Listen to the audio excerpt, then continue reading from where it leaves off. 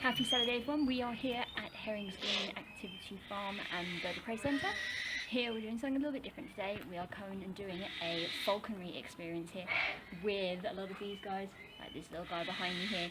So we're getting to experience flying with owls, falcons, hawks, peregrine falcons, things like this. So we thought we'd bring you along as well. So let's go and do a little falconry experience. Let's go.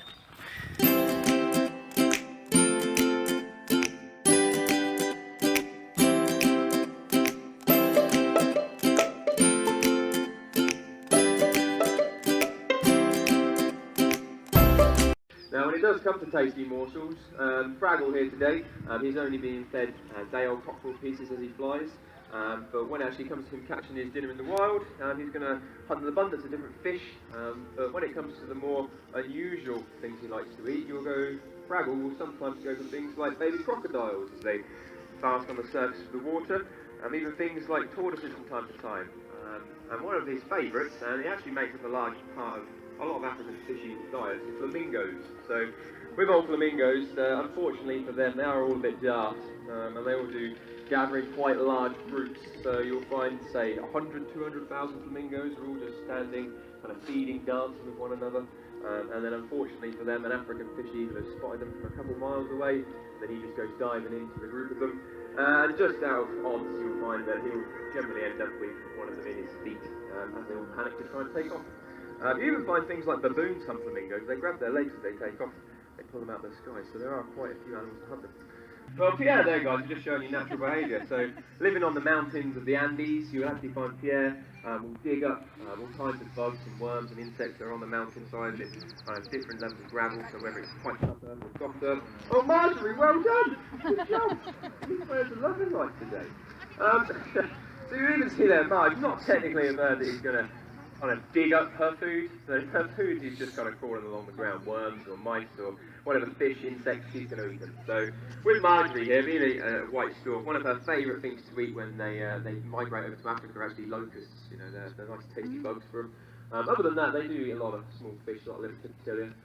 And Pierre, he is mainly a scavenging bird. So cara is actually a Spanish word meaning carrion eater. So basically he is supposed to scavenge more than he is hunt.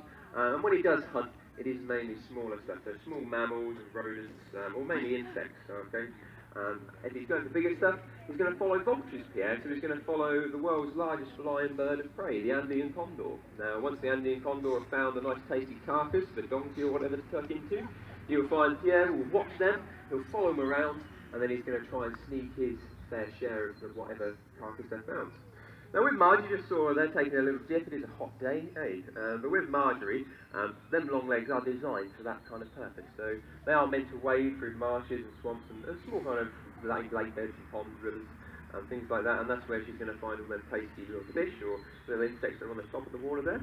But with Marge, I mean, storks, I mean, one of the kind of best known things about a stork is that they bring you little ones, alright? So, you know, Dumbo, they portrayed it very well, but storks, they deliver your kids, alright? Now, this actually all stems from German folklore, okay? So basically, storks, when they used to migrate from parts of Germany, they were gone for 9 months of the year before they returned, and this is why storks get known to bring you babies, alright? Now, you would have just seen there, Pierre trying to steal the limelight. He was just doing a little bit of natural behaviour there, so although he did find himself some worms, the rocks were out here to actually show you guys how he would go about looking for food in the wild, which is actually a sign of a smart bird. Okay. Now, guys, coming out next, we have it's kind of a comedy act, I suppose, but these are baby storks. Okay, so they are white storks just like Marge. They go by the names of Anchor, Bertolli, and Olivio. And with these lovely stork babies, you will notice they waddle around, that they're not fully capable of flight like Marge. Alright, now, because they are babies, we have to control their environment quite a bit when they're young, so they're a bit daft, and they'll end up landing in some quite dangerous places, next to our eagles, on our farm, and places like that which we don't want them to land. So, for the first year or so of their life, we clip their wings, or one of them, so that they can only fly a little bit, so they can't go somewhere dangerous for them. When we can trust them, when we know that they're going to hang around, we can then let them off to fly around free like Marge does, wherever she is. Marge? Now with the storks, one thing I love about these birds, and you may actually hear the chorus when you walk through the centre, is that occasionally, if they like you, they'll throw their head back and they'll resonate their top and bottom beat together in a lovely sound. We'll try and demonstrate with Marge real quick. Carly, if we can see if Marge will have a little chat with you. Let's see. Did you bring her to you? Because she loves you more than Well, me. she does generally, but let's have a little look. Time for the food, please. Thank you very much. Hey, Margie. Marge, where are you? Hey, what do you reckon? Can we have a little chat? Hello. There we are. So basically, guys, that is Margie's way of communicating with her partner. Okay, so she's bless her. So me and Marge, we go way back. So with the storks, because they've all been hand raised, you will actually find that they do kind of bond with people as opposed to the storks. So these three babies, they're all raised together with people, whereas Marge was raised on her own, which is why she kind of spends more time on her own than the others. So she doesn't really like to mingle too much, and she prefers to mingle with people. So when they throw their head back like that and tap their beak, it's just an affectionate sign. If they don't like you, they stab you with their beak. It's pretty simple. But when it actually comes to where you're going to find all these birds, I mentioned obviously Pierre, you find them on the Andes, and the storks, they do spend a lot of their time in Africa, but when it comes to where they mainly breed in Europe, areas like Poland, for example, that's one of the better areas to see them. There are a few areas in Germany as well, but you used to find them all over the place, in Denmark and in areas like that too. But storks, unfortunately, like a lot of birds, they were hunted once upon a time. All right. Marshall. Now, Tilly and Marshall. Tilly over there with Katie, he is what we call she is what we call a brown or a Malaysian wood owl. This guy over here, Marshall, is what we call a great grey or a Lapland owl. Now, as well as these two owls, we're also going to be joined by a scavenger who's just coming above you here and dropping food on you. Well done. We've been joined also by a red kite as well. So the red kite is called Turner, and so he'll be flying over your heads, guys, catching chicken legs above you. So why we're doing this, guys, is just to demonstrate with the red kite their eye to foot coordination, which is generally, there we are, well done Turner, which is generally pretty good. But if you go back 30 years, you would never have seen one of these birds. They were very rare. In actual fact, they were so endangered that you could only find them really in Wales, and they actually got to a point where there was only 2 pairs of them left in Wales. So thanks to some farmers, there's over 5,000 pairs of red kites throughout the UK now, and there have been quite a few different release sites.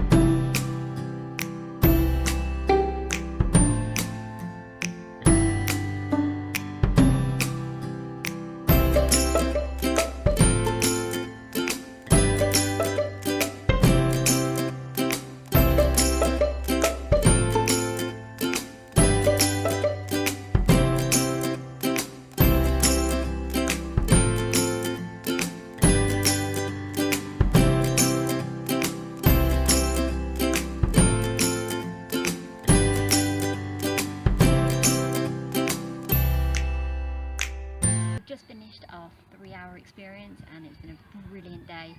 We've seen a flying demonstration which included a mixture of birds such as storks, falcons, owls, and lots of different owls. We've been very lucky, we've had quite a lot of hands-on today with the 3-hour falconry experience, so we've just been very lucky to have flown a barn owl. I'm very happy that I got the chance to do. It was a great grey, which is one of my favourite owls. Those of you who watched the Harry Potter series, it's the Weasley's family owl Errol, the one that's quite clumsy. It's this beautiful, majestic owl that looks big. He's big in size, but he's like one of the lightest compared to his size. Had a fantastic day. Got some produce as well because they've got a farm shop here as well, and it's been a really great day. Nice day. It's a shame that we couldn't have the great grey out for too long because the weather started to pick up. Now started to get the spring weather. Still a little bit too warm for him. He couldn't stay out for the entire time. But it's been a fantastic day, and thanks a lot for coming along, and we will see you soon. Take care, folks.